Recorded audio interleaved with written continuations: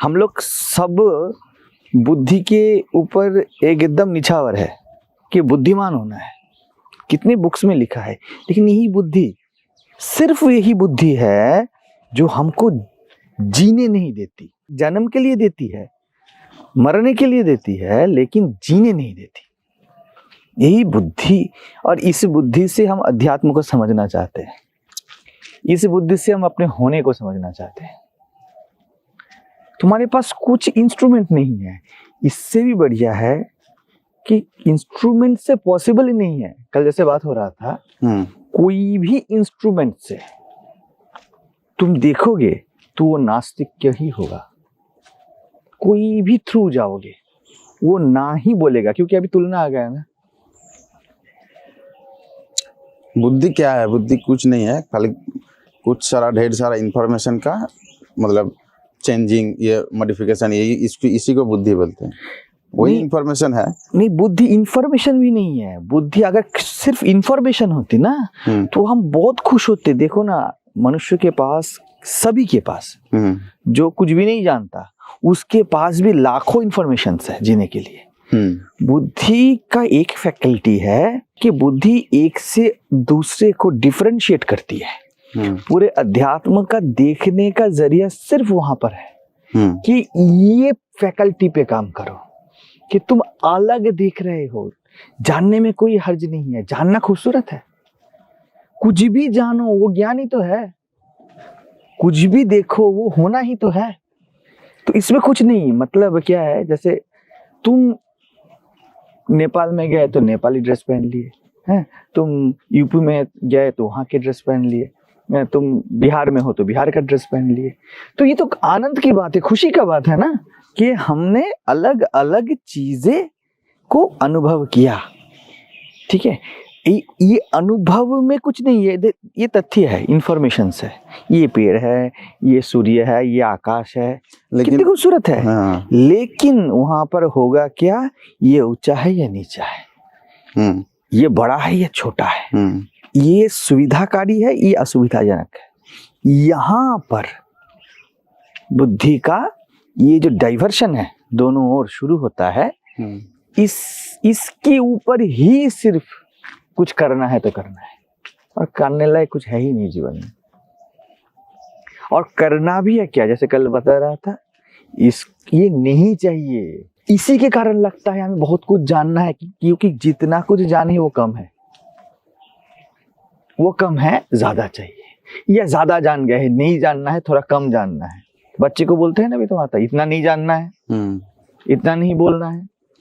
तो ये इतना या उतना, इसी में पूरा जगत समाया हुआ है। नहीं तो तुम साक्षी हो, हर वक्त साक्षी हो। बुद्धि को लेकर कोई परेशानी नहीं है, लेकिन अगर आदमी बुद्धिमान या बुद्धिमती बन जाए, उसी से दिक्कत है। मान लीजिए आपने जैसा उदाहरण दिया कि नेपाल में गया, हम नेपाल का ड्रेस पहन लिए, बिहार में गया, बिहार का खाना वाना खा लिए, ड्रेस पहन लिए, उनका कल्चर अडॉप्ट कर लिए। लेकिन अगर वो टैग लिया खुद को कि हम बिहारी है, नेपाली है, तब दिक्कत आता है।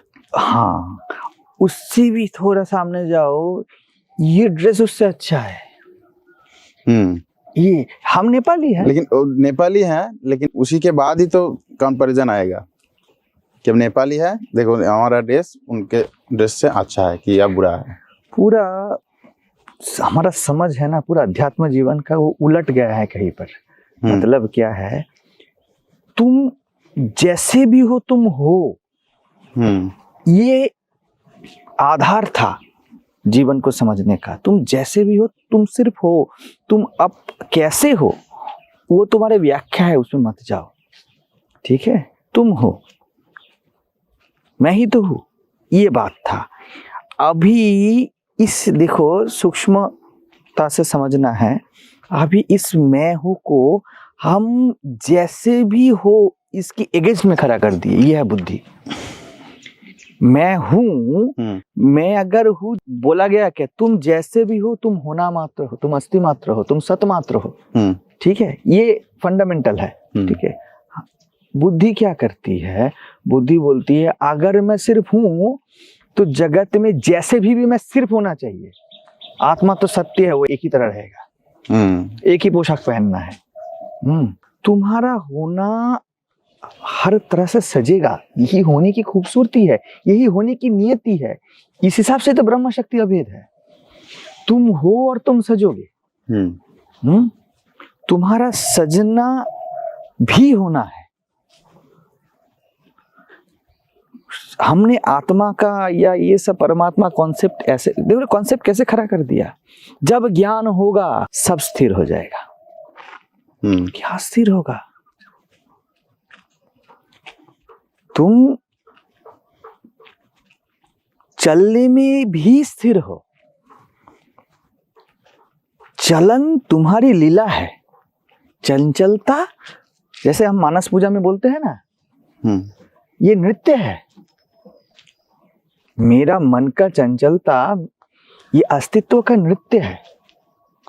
ये नहीं बोला गया जब आत्मा का अनुभव होगा ना तो तुम्हारा मन चंचल नहीं होगा। अर्जुन भी पूछता है, चंचलं ही मनः कृष्ण। कृष्ण को बोलना पड़ता है, झूठ पे झूठ, झूठ पे झूठ, क्या करे बेचारा। तो बात है, ये मन ऐसा है, ये मन ऐसा है। पूर्ण सत्य तो है तो है। अर्जुन तू कैसा है मत देख, तू होने को देख। होना तेरी नियति है। तो नियति माने जो नियत है, हर वक्त है, वो नियति है। वो होगा, हर वक्त होगा। तो हमने नियति को कैसे किया? देखो, उसको भी हमने ऑब्जेक्टिफिकेशन कर दिया ना। नियति मतलब कभी जो घटेगा ही घटेगा। ये नहीं बोला जो घटा ही है वो नियति है। मैं नियत हूं। स्वामी विवेकानंद बोलते हैं, मुक्ति ही तुम्हारा गंतव्य है और कुछ हो ही नहीं सकता। इसका मतलब गंतव्य भी कम है। तुम हर चीज में मुक्ति में ही हो। तुम मुक्त ही हो। और मुक्त बोलो भी मत। अगर बोल दिया तुमने मुक्त, तुमने बद्धता क्रिएट कर लिया, मुक्ति में छुपी हुई है वो। तुमने अगर बोला कि मेरे होने का अनुभव है, तब भी तुम गलत बोल दिए, तुमने संशय कर दिए, ज्यादा हो गया। नहीं बोल सकते तुम। वो इतना सहज है जीवन। देखो, हर जगह पे, सिर्फ अध्यात्म में नहीं। पति है तो पति है, भाई है तो भाई है।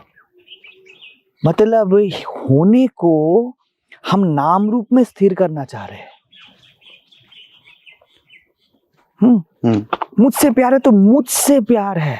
बात था कि प्रेम है, लेकिन मुझसे प्रेम है। ये जगह पे हम शक्ति के अगेंस्ट जा रहे हैं। हम जीवन के लीला के अगेंस्ट जा रहे हैं। और सत्य यही है, विज्ञान भैरव में हम देखते हैं, ब्रह्म शक्ति अभेद है, शिव शक्ति स्वरूपकम। नहीं बोला शिव स्वरूपकम, वो बोला देखो समुद्र के होने से ही है तरंग का होना है। ये दोनों ही स्वभाव है। तुम हो ही हो और ये खेल चलता ही चलता है। कहीं पर समझाने के लिए जो बातें बोले गए हैं ना, उसका मिस इंटरप्रिटेशन चला। क्या हम समझ नहीं पाए? क्योंकि बुद्धि आई। बुद्धि बोली जब दो है तब चलो कौन सा ऊंचा है कौन सा नीचा है। बोले शिव ऊंचा है, शक्ति नीची है। समझाने के लिए बोला गया कि तुम्हारे होने से तुम्हारा कुछ करना, देखना, सुनना है, ये समझाने के लिए। लेकिन तुम्हारा देखना, सुनना, करना और होना, ये दोनों अलग तत्व नहीं है। बुद्धि देखो बीच में आएगी, बोलेगी अगर मेरा देखना, सुनना और मेरा होना एक ही तत्व है तो ऐसा क्यों नहीं हो कि मैं देखने सुनने में भी होने का अनुभव करूं। अरे अनुभव है ही, शक्ति शिव के गोद में ही है, वो कहीं और हो ही नहीं सकती। शक्ति अगर शिव से छूट जाए तो शव हो जाती है, क्या करे। शिव भी शव हो जाते हैं, क्या करे। मतलब चुंबक और लोहा, इन दोनों में से किसी एक में भी आकर्षण चला गया तो दूसरा थोड़ी होगा। ये दोनों परिपूरक तत्व है। यही लीला भी है और यही द्वंद्व भी है। और बीच में आएगी बुद्धि तभी द्वंद्व होगा। अगर मैं समझा हूं कि मैं परमात्मा हूं तो ऐसा होना है, कुछ नहीं होना है। तुम चोर हो तो चोर ही रहोगे शायद, पता नहीं। ये मैं बोल रहा हूं, बहुत रिस्की बात है। कभी हम नहीं सोच सकते हमारे महापुरुष चोर है। तुम्हारे कृष्ण का नहीं है क्या है, महाचोर, झूठ पे झूठ, मैं नहीं माखन खायो, बट बालपन से भी झूठ बोल रहे हैं वो। मामा का हत्यारा है, देखा जाए तो मार दिया। लेकिन जब कृष्ण को परमात्मा बोलते हैं तब हम क्या बोलते हैं, लीला। हम नहीं बोलते नहीं कृष्ण ने कुछ किया, झूठ भी लीला। ये बोलो भैया लीला चल रहा है। बात यह है कृष्ण से हमारा कुछ लेना देना तो है नहीं, इसलिए लीला बोल देते हैं और मान्यता है बोल देते हैं। लेकिन अपने जीवन से तो लेना देना है, तब नहीं बोल सकते हैं कि तुम्हारी बीवी गई दूसरे के साथ, वो लीला है भैया। सत्य तो यही है, लीला है, वो प्रेम ही है। कभी तुम में खिला है, कभी उसमें खिला है। तुम बोलते हो ये वैध है, वो अवैध है। यहाँ पर बुद्धि बिल्कुल हमें मार देती है। तुम बोलते हो अप्रेम है, वो प्रेम के सिवा है ही नहीं, वो प्रेम में ही है। तुमको लगता है प्रेम का मतलब किसी एक के साथ हो जाना है। अभी बोलेगा कि महाराज ये बात आप बोल रहे हैं, अभी लोग सब ये करना शुरू कर देंगे। भैया समझो, मैं समझाने के लिए बोल रहा हूँ, कुछ करने के लिए नहीं। बात यह है कि मेरे होने का मतलब है मेरे साथ हो। अध्यात्म में भी धर्म में भी वही है, एक मत के साथ हो जाओ, एक पंथ के साथ हो जाओ। देखो सिद्धांत क्या है, तुम्हारा खोज का विराम हो जाएगा। फिर शर्त लगा दिया, मतलब शक्ति को शिव की तरह दिखना चाहिए, समझ रहे हो। लेकिन शक्ति तो मेकअप है। तुम खूबसूरत हो, खूबसूरती को सजाना शक्ति है।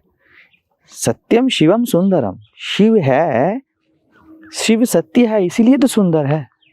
अभी सुंदरता बहुत तरह की होगी, लेकिन हमारा सुंदरता बोलते हैं कि शक्ति शिव की तरह दिखना चाहिए। ये बोल के बुद्धि क्या करती है, डिफरेंशिएट करती। नहीं दिख रही है ना, नहीं दिख रही है ना, तो मतलब ये शक्ति नहीं है। तुमको रियलाइजेशन नहीं है, तुमको सेल्फ रियलाइजेशन करना है। बस शुरू हो गया पूरा साधन का पथ मत संप्रदाय। संसार में भी वही, शादी कर ले, शादी कर ले, कैसे भी हो प्रेम को एक जगह पे बांधना है। कर लो कर लो, ये मेरा बेस्ट फ्रेंड है, पूरा अस्तित्व तुम्हारा दोस्त है। बेस्ट बनाया क्यों, क्या बनाने का है। एक सूरत को, कहीं पर एक अवयव को, कहीं पर हम शिव का अस्थि के साथ जोड़ना चाह रहे हैं। सब मुंह उसका मुंह है, सब आंख उसके आंख है, ये नहीं है। सब आंख में वो होता है, संत ने ये बोला।